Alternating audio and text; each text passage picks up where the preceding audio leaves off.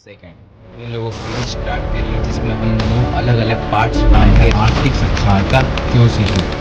3 दशक के बाद रॉबर्ट इनकी अमीर होने के लिए पहला नियम ये है में से पैसा बाहर निकलवाती है। हासिल करना चाहते हैं लाइबिलिटी सिर्फ एक्सपेंसेस कराती है। इसके पास ना लाइबिलिटी है ना ही इसमें इसकी एसेट से ही अर्निंग हो रही।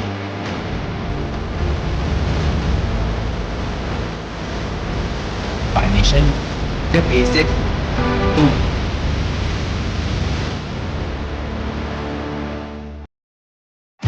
हेलो गाइस, तो आज हम देखेंगे रिच डैड पुअर डैड का चैप्टर सेकंड। जिन लोगों को नहीं पता उन्हें मैं बता दूं, हमने एक सीरीज स्टार्ट करी है जिसमें हम 9 अलग अलग पार्ट्स बनाएंगे रिच डैड पुअर डैड के, और हर एक पार्ट में हम उस चैप्टर की डेप्थ में घुसेंगे।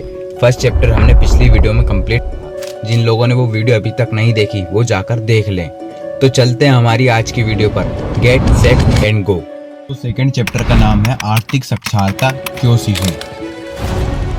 तो हम लगभग 3.5 दशक के बाद रॉबर्ट और माइक से दोबारा मिले। माइक ने अपने पिता की कंपनी बागडोर संभाल ली थी और वो रिच डैड से भी अच्छा प्रदर्शन कर रहे हैं। और रही बात रॉबर्ट की, तो वो 1994 में 47 वर्ष की उम्र में रिटायर हो चुके हैं। उनकी और उनकी पत्नी की दौलत अपने आप बढ़ रही है। अब बात आती है अमीर होने की। तो रॉबर्ट कहते हैं कि अमीर होने के लिए पहला नियम ये है कि आपको एसेट्स और लायबिलिटी के बीच का फर्क पता होना चाहिए, और सिर्फ एसेट्स खरीदने चाहिए। आपको बस इतना ही जानने की जरूरत है। लेकिन इतना सरल होने के बावजूद ये एक ऐसी चीज है जिसे कोई नहीं समझ पाते। समस्या ये है कि ज्यादातर लोगों को अलग तरह से शिक्षित किया गया है, इसलिए उन्हें अपने दिमाग में पहले से भरे विचारों को भूलना होगा। इसका सीधा सा मतलब है कि मान लो आपको कोई सा गेम अपने मोबाइल में डाउनलोड करना हो, पर आपके पास इतनी स्टोरेज नहीं है, तो आप स्टोरेज खाली करोगे, पर आप सिर्फ वही चीज डिलीट करोगे जो आपके काम की नहीं है। तो यहाँ रॉबर्ट जी भी यही कहना चाह रहे हैं। अब अकाउंटिंग सिखाने के लिए रिच डैड ने रॉबर्ट को एक ड्राइंग से समझाया था, तो हम भी उसी ड्राइंग के तरफ चलते हैं, बट उससे पहले इसके कुछ बेसिक्स समझ लें। लायबिलिटी आपकी पॉकेट में से पैसा बाहर निकलवाती है। अगर आप अमीर बनना चाहते हैं तो एसेट्स खरीदने होंगे। ये इजी लगता है, बट इतने सारे लोग इसलिए स्ट्रगल करते हैं क्योंकि वे लायबिलिटी खरीदते हैं। तुम लोग कंफ्यूज ना हो, इसलिए एसेट्स और लायबिलिटी में डिफरेंस बता देता हूँ। एसेट्स जो चीज़ जो हमारी इनकम कराती है, like property, business, cash, stocks.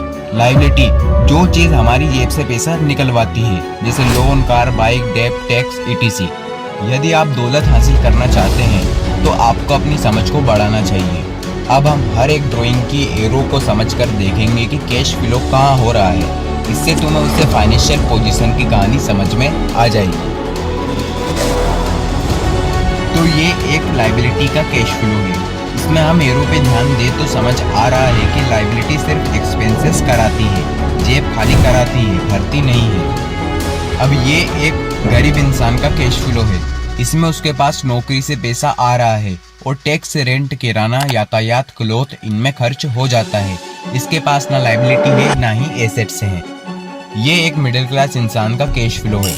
इसमें इसके पास जॉब से पैसा आया तो डायरेक्ट खर्च हो गया। क्यों? क्योंकि उसके पास लायबिलिटी ही इतनी है। अब ये एक रिच पर्सन का कैश फ्लो है।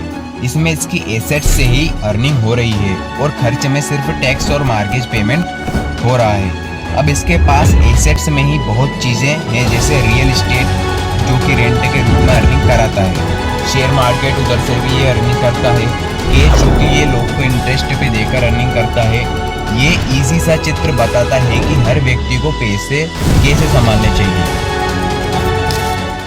अब एक पॉइंट की बात आई है, बहुत ही इम्पोर्टेंट है, इसे जरूर सुनना।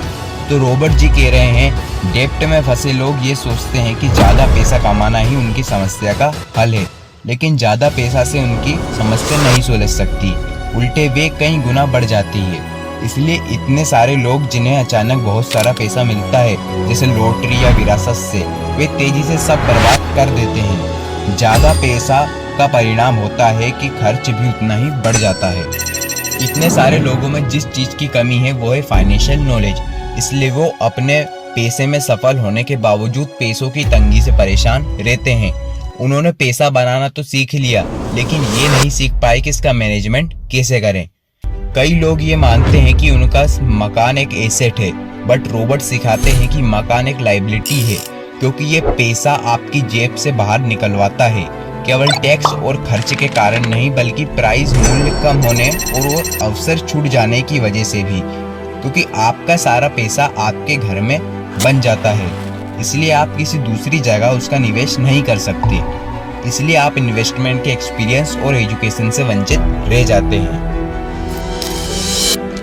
इसका ये मतलब नहीं कि आप ज्यादा बड़ा मकान नहीं खरीद सकते हैं, लेकिन उससे पहले एसेट्स को खरीदो जो मकान का भुगतान करा सकें। जब एसेट्स इतने बढ़ जाते हैं कि खर्च से ज्यादा इनकम होने लग जाती है, तो बचे हुए पैसों को वापस एसेट्स में इन्वेस्ट कर दो। रिजल्ट ये आता है कि बैलेंस शीट का एसेट्स वाला कॉलम बढ़ जाता है, और एसेट्स वाला कॉलम बढ़ा तो इनकम तो बढ़ेगी ही। अमीर लोग एसेट्स और लायबिलिटी के फर्क को समझ लेते हैं, तो वो और अमीर बन जाते हैं। मिडिल क्लास के लोग रेस में अटके रहते हैं, क्योंकि वे इनकम देने वाले एसेट्स में इन्वेस्ट करने के बजाय घर को ही एसेट्स मानते हैं। वो इसलिए भी अटके रहते हैं क्योंकि उनकी सैलरी ही उनकी इनकम का एकमात्र स्रोत है। पैसा केवल सैलरी के रूप में उनकी जेब में आ रहा है। अमीर बनना चाहते हो तो इनकम देने वाले एसेट्स पर ध्यान केंद्रित करो। जब आप सचमुच समझ लें कि एसेट्स क्या है, तो लायबिलिटी और खर्चों को कम कर देना चाहिए।